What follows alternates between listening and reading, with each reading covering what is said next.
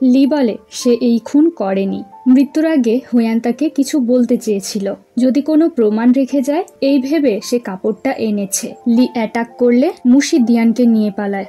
এসব দেখে লিয়াং প্রিন্সেসকে বাইরে পাঠিয়ে দেয়। লিয়াং এর আচরণ দেখে লি আগেই বুঝেছিল সে একজন নানলু রাজ্যের লোক। সে এও জানে লিয়াংই হুয়ানকে খুন করেছে। এখন লিয়াং তাকে নানলু রাজ্যে ফিরে যেতে সাহায্য না করলে এসব কথা লি সবাইকে জানিয়ে দেবে। লিয়াং সবকিছু স্বীকার করে এবং উল্টে লিয়ের ওপর অ্যাটাক করে। সবাই ভেতরে আসে। এটা ছিল তাদের একটা ফাঁদ।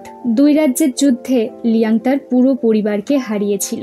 সে এই রাজ্যে এসেছে প্রতিশোধ নিতে, আর হুয়ান তাকে ব্ল্যাকমেল করছিল, তাই সে হুয়ানকে খুন করেছে। হঠাৎ রাজকুমারীকে অ্যাটাক করলে দিয়ান লিয়াংকে মেরে ফেলে। প্রিন্সেস কষ্ট পায়। ছোট থেকে লিয়াং তাকে বড় করেছে। ঝামেলা শেষে সং ফিরে যাচ্ছে। লিকে জানায় এই বিয়েতে সে রাজি নয়। মিস্টার সং যুদ্ধে যাচ্ছে। গত জন্মে এই যুদ্ধের জন্য দিয়ান পরিবার সহ সবকিছু হারিয়েছিল, তবে ততক্ষণে অনেক লেট হয়ে গেছে। এবারেও কি তার একই দুর্দশা হবে? দিয়ান বাবার জন্য চিঠি পাঠায়। লি তার মন ভালো করবার চেষ্টা করে। মুশিও এর ব্যতিক্রম নয়। একটা ছোট্ট মেয়ে দিয়ানকে একটা চিঠি দিয়ে যায়। বাবার হাতের লেখা হলেও এতে কোনো শিলমোহর নেই। চিঠির কথা মতো দিয়ান মাউন্টেনে আসে বাবার সাথে দেখা করতে। সে জানে এটা বিপজ্জনক। এর মধ্যে কতগুলো লোক তাকে ঘিরে ধরে এবং ড্রাগস ছড়িয়ে দেয়। পালানোর চেষ্টা করলেও লোকগুলো তার পিছু নেয়, কিন্তু ঠিক সময়ে মুশি এসে তাকে লুকিয়ে ফেলে এবং একটা বাড়িতে নিয়ে আসে। বাইরে বৃষ্টি হচ্ছে। ড্রাগসের প্রভাবে দিয়ানের শরীর সেন্সিটিভ হয়ে পড়েছে। নিজের ওপর কন্ট্রোল হারিয়ে দিয়ান মুশির কাছে আসে। এখানে তারা একটা সুন্দর সময় কাটায়। রাতের বেলা জোনাকি দেখে তাদের ছোটবেলার কথা মনে পড়ে। বাড়ি ফিরে দিয়ান বাবার মৃত্যুর খবর পায়। ইয়ান আহত অবস্থায় মিস্টার সং এর শেষ চিঠি নিয়ে ফিরে এসেছে। মিস্টার সং দিয়ানকে অনেক ভালোবাসেন। তাকে কষ্ট দিয়ে তিনিও কষ্ট পেয়েছিলেন। তার শেষ ইচ্ছে দিয়ান এখান থেকে অনেক দূরে সাধারণভাবে জীবন কাটাক। দ্বিতীয় জীবনেও পরিবারকে বাঁচাতে পারছে না দিয়ান। মিস্টার সং দায়িত্ব পালন করতে না পারায় তার পুরো পরিবারকে নির্বাসনে পাঠানো হবে। দিয়ান বাধা দেওয়ার চেষ্টা করে। মুশির অনুরোধে রাজা সং পরিবারকে অন্য প্যালেসে পাঠিয়ে দেয়। মুশি তার কাছে এলে দিয়ান তাকে তার গুপ্ত রুম দেখায়। সে বলে,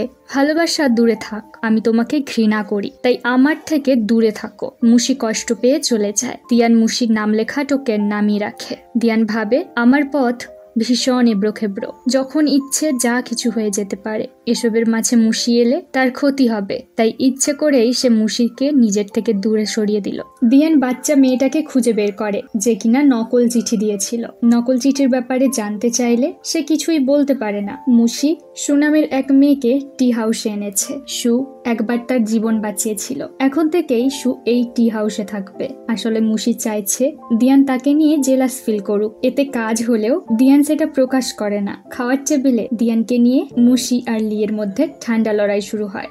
দিয়ান মুশির সাথে দেখা করতে আসে। হঠাৎ তাদের ওপর অ্যাটাক হয়। দিয়ানকে বাঁচাতে মুশি আহত হয়ে যায়। দিয়ানও পাল্টে আঘাত করে। ডাক্তার জানায় অস্ত্রে বিষ মাখানো ছিল, তাই মুশির জ্ঞান ফিরতে অনেকটা সময় লাগবে। মুশির জন্য দিয়ানের খারাপ লাগে। তার জন্যেই মুশির আজ এমন অবস্থা। সে মুশিকে ভালোবাসে। বাইরে থেকে লি এসব কথা শুনতে পেয়ে চলে যায়। একটা সময় মুশির জ্ঞান ফেরে। দুজনের মধ্যেকার ভুল বোঝাবুঝিগুলো মিটিয়ে নেয়।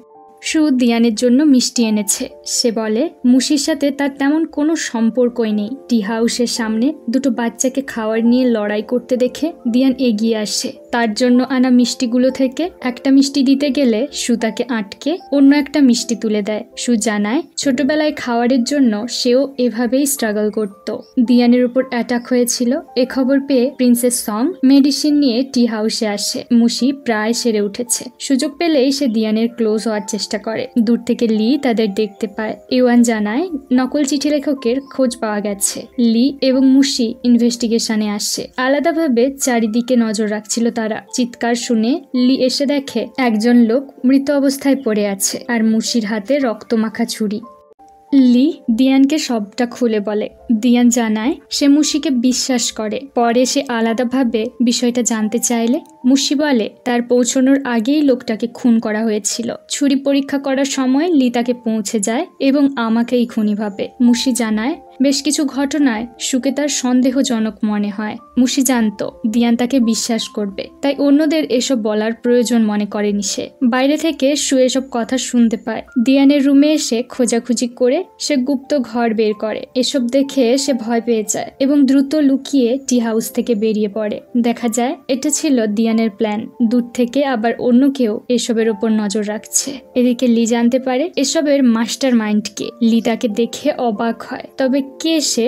বিপদ বুঝে সু পালানোর সিদ্ধান্ত নেয়। তার আগেই তার উপর অ্যাটাক হয়। আহত অবস্থায় সু বাড়ি ফিরে আসে, কিন্তু সেখানে তার বোনের সাথে দিয়ান ও মুশিকে দেখতে পায়। বিষাক্ত তীর দিয়ে আঘাত করা, নকল চিঠি লেখককে মেরে ফেলা, এসব সুয়েরই কাজ। তবে এসব করতে তারও খারাপ লেগেছিল। তার মতো সাধারণ মেয়ে শুধুমাত্র কিছু টাকার জন্য এসব করেছে।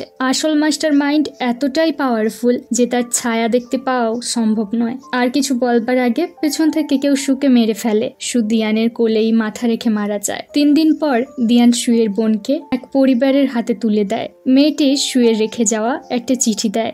দিয়ান চিনতে পারে এটা তার বাবার হাতের লেখা। দিয়ান দেখে তার আর মুশির লাভ স্টোরি নিয়ে বই বিক্রি হচ্ছে। সে বুঝতে পারে লেখক কাছের কেউ, যে তার প্রত্যেকটা পদক্ষেপ জানে। মুশি লিকে দিয়ানের থেকে দূরে রাখার সব রকম চেষ্টা চালিয়ে যায়। লি সন্দেহজনকভাবে একটা লোকের সাথে কথা বলছিল। মুশি জানতে চাইলেও লি তাকে উত্তর দেয় না। তবে সে কথা দেয় দিয়ানের ক্ষতি হবে এমন কাজ সে করবে না। দিয়ান গল্পের বইয়ের আঁকা ছবি আর্টিস্টের খোঁজ করছিল। ইয়ান বলে গল্পগুলো তারই লেখা। দিয়ান আর মুশি অবাক। ইয়ান বলে তোমরা সারাদিন রোম্যান্স করতে ব্যস্ত। টি হাউসের অবস্থাও ভালো নয়। বইগুলো লিখেছি যাতে টি হাউসকে সাপোর্ট করতে পারি। ইয়ান ভালো ছেলে, তাই দিয়ান তাকে ক্ষমা করে দেয়। ইয়ান জানায় বেশ কিছু নতুন লোক শহরে রহস্যজনকভাবে এসেছে। দিয়ানের মনে পড়ে এই লোকগুলোর নাম তার গুপ্ত ঘরে রাখা টোকেনে লেখা আছে। একটা লোক ইয়ানের লেখা বইয়ের ছবিগুলোর বদনাম করছিল।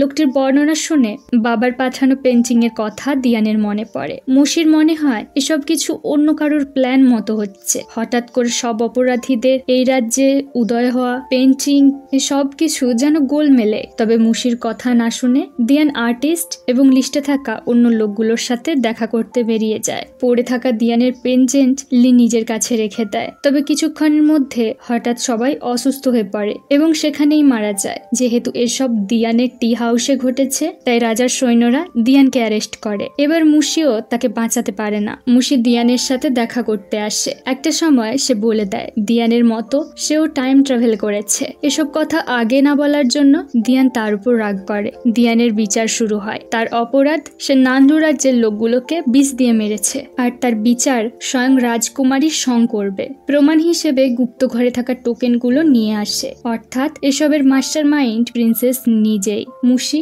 দিয়ানকে নির্দোষ প্রমাণ করবার চেষ্টা করে। এছাড়াও দিয়ান তার হবু স্ত্রী, প্রয়োজনে সে তার পদত্যাগ করতেও রাজি আছে। এর মধ্যে লি এসে জানায় সে এবং দিয়ান অলরেডি ম্যারেড। প্রমাণ হিসেবে দিয়ানের পেন্ডেন্ট দেখায়। আর দিয়ানকে আঘাত করা মানে নানলু রাজ্যের অপমান করা। এতে দুই দেশের মধ্যে আরো শত্রুতা বাড়বে। এমনকি দিয়ানও স্বীকার করে 9 প্রিন্সের প্রত্যেকটা কথাই সঠিক।